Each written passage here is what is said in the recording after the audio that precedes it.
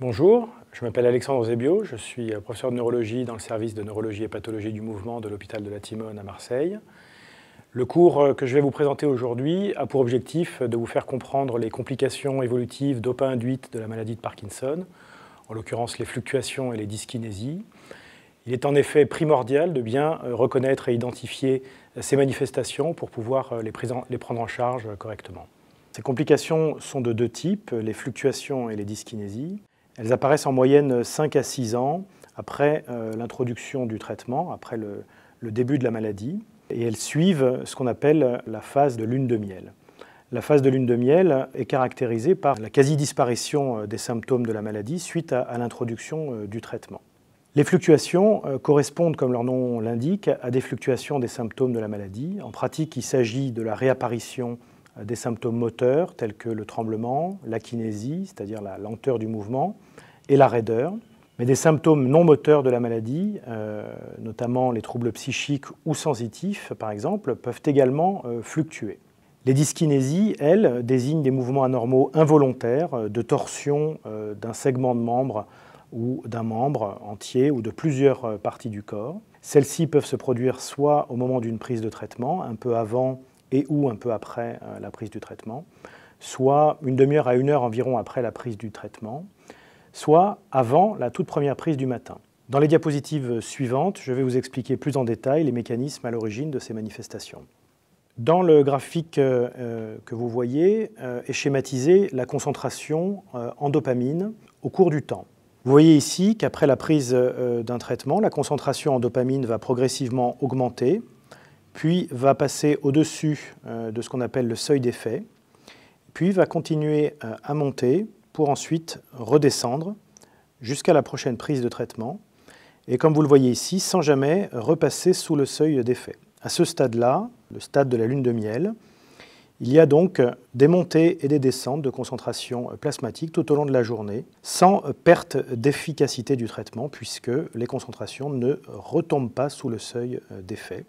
Il n'y a donc pas de fluctuation.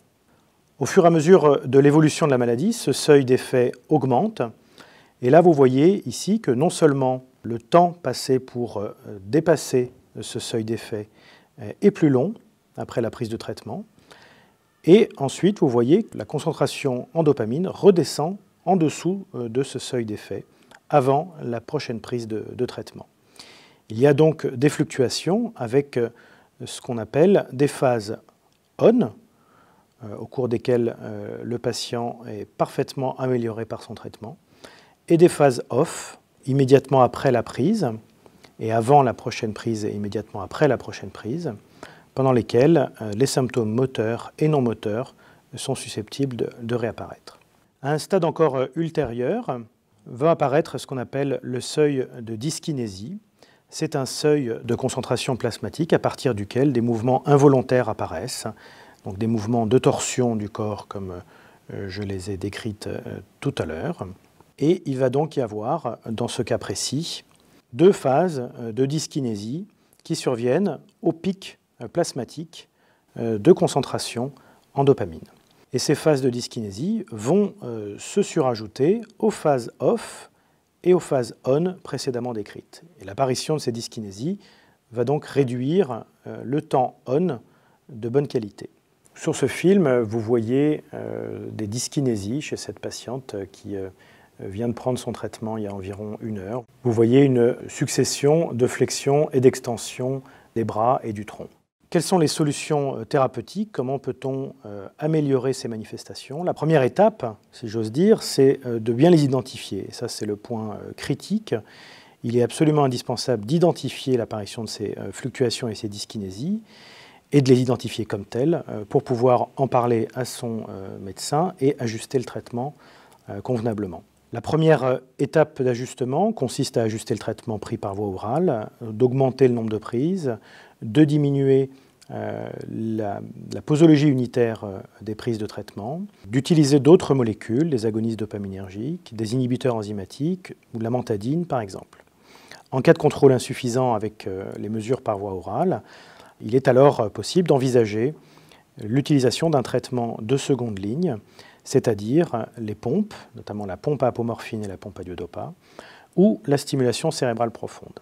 En conclusion, les fluctuations et les dyskinésies sont des complications évolutives inéluctables de la maladie de Parkinson et font partie de son évolution naturelle. Il est important de bien savoir les repérer pour bien les prendre en charge. Elles peuvent entraîner une gêne importante et nécessitent des ajustements de traitement qui permettent de les atténuer. Dans les formes les plus sévères, les traitements de seconde ligne, la stimulation cérébrale profonde ou les pompes, sont très efficaces.